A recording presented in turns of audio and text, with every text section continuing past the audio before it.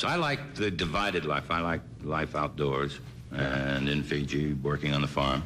And certainly my job, whatever it might be in this business here. It's a great combination. Yes, it is.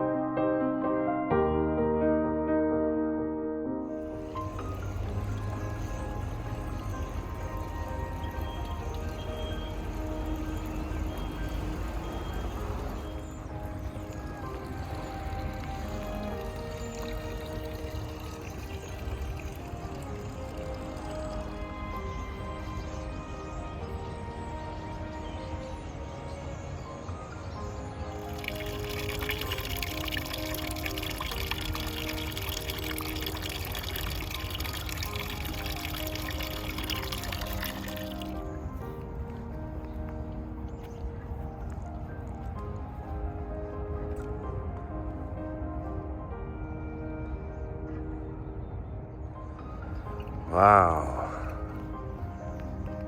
If you look straight through there, straight ahead, that's the Fraser River here in Vancouver. It's a huge river. It stretches all the way. It's so big. I've never seen a cemetery quite like this on a hillside. There's one on the other side of the street, and then this side. It's kind of divided into two sections, cut off by that street there. This is Fraser Cemetery, right in New Westminster. Wow. How's everybody doing today? So here I am, as I just said, in New Westminster, British Columbia, visiting the grave of Raymond Burr. That name may not be familiar to some people. I think it'll be familiar to a lot of people. Very famous actor, known for Perry Mason and Ironside. And a little before my time, but my father loved Perry Mason and loved Ironside, and would talk to me about it, and I didn't know what he was talking about half the time when he was talking about how much he loved the show. And then so I watched Ironside in repeats, and I loved it. As a little kid, I thought it was so cool.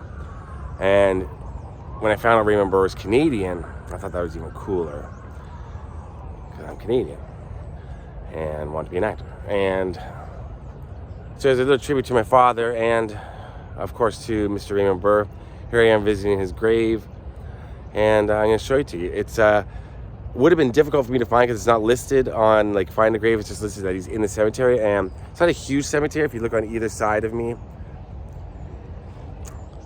like that's about it. And then the other side, like I said, but mostly flat graves, and his grave is flat. So right at the cemetery office, which is right there, see that archway right there?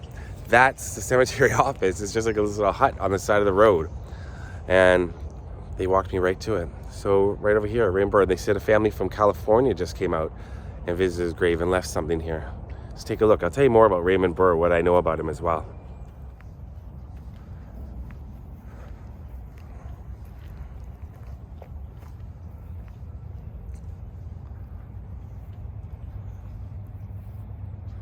So there he is, Mr. Raymond Burr. I'm not sure. So it's been raining constantly here. And there he is, Perry Mason. Isn't that cool? That's so sweet that somebody did that.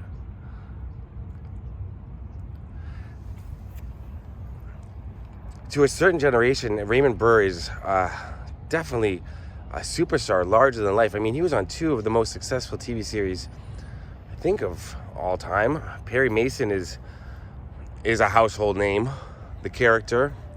And then there were the Perry Mason movies, did a whole bunch of those. And then Ironside. But he was born here in New Westminster, and he's buried here now. But he started off as in Vancouver acting, and then he got bit parts, and he was in LA, and that's where his career really took off. This is the whole plot is for the Burr family. If you look here, 1913, 1969, 1985, 1953, 1963. But Raymond was born in 1917 and died in 1993. Something that I didn't know about Raymond Burr is that he hosted the pilot for Unsolved Mysteries. Remember Unsolved Mysteries? I ran for years. I think that was Robert Stack was the host, but Raymond Burr was the host of the pilot episode. It got picked up based on that. He died of cancer. He was in a wheelchair for the later years of his life. And he was married. He was married, I believe, in the late 50s. But he, like a fair amount of actors back in the day, he was gay and he didn't want to let that out. But he was in a relationship with a man for up until his death. So I think it was about 30 years, roughly. Let me see.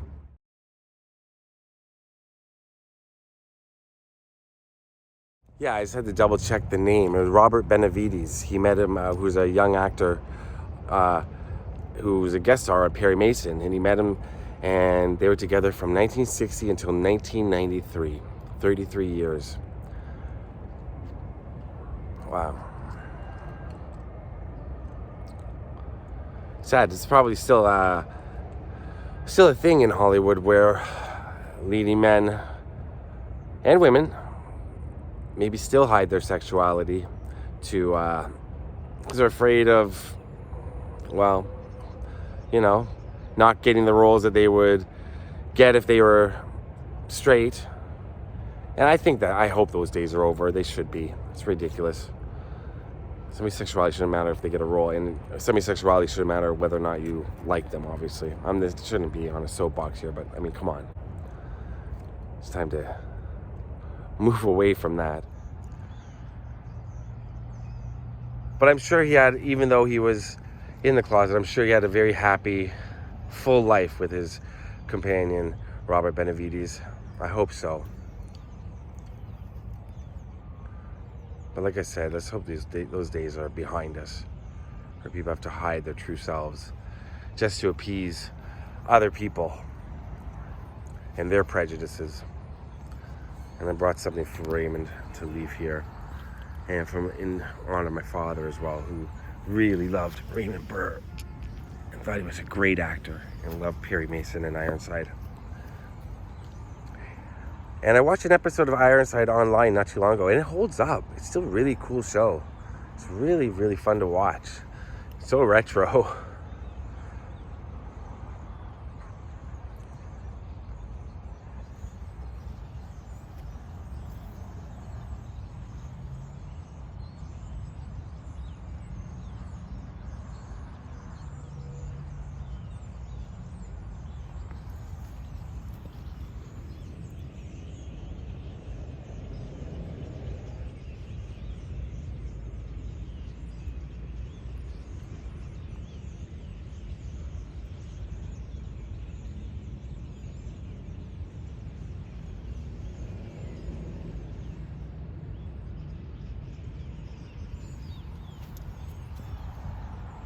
And he said that the gentleman that works here told me that his grandparents are buried just down there in the Masonic section, right down there. These are some incredible views of New Westminster. I guess New Westminster is more to my right. Surrey is down that way across the river. I'm getting to know the Vancouver area a little bit better, I think. Port Coquitlam is that way. And Vancouver, if these trees weren't in the way, you'd be able to see Vancouver, the city, right over there. The killer was Thompson's accomplice. He had doctored the books. He had to then set the fire to destroy this evidence against himself. But Thompson still had the microfilm. When the killer left Thompson's apartment, he found Amory Fallon's note. He saw Amory Fallon asleep on the stairway. So he went back to the apartment. No, what are you talking about? The killer accidentally overheard Thompson's phone call to Vivian Ames, a phone call setting up a perfect alibi for him. So he opened the door, went in, And then he killed Ned Thompson. No, I didn't do those things. I didn't kill Ned Thompson. And you didn't plant Fallon's note in his pocket? No! No, Mr. Nichols. You didn't kill Thompson. But you did, Mr. Wells. Yes! Yes, I killed Ned Thompson! I killed him! I killed him! I killed him! I killed him! Okay. That's a short, quick visit for Raymond Burr.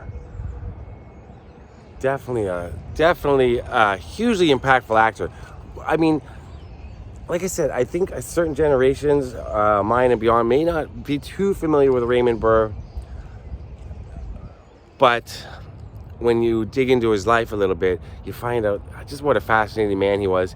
He was a collector of art, wine, just really seemed like a great person.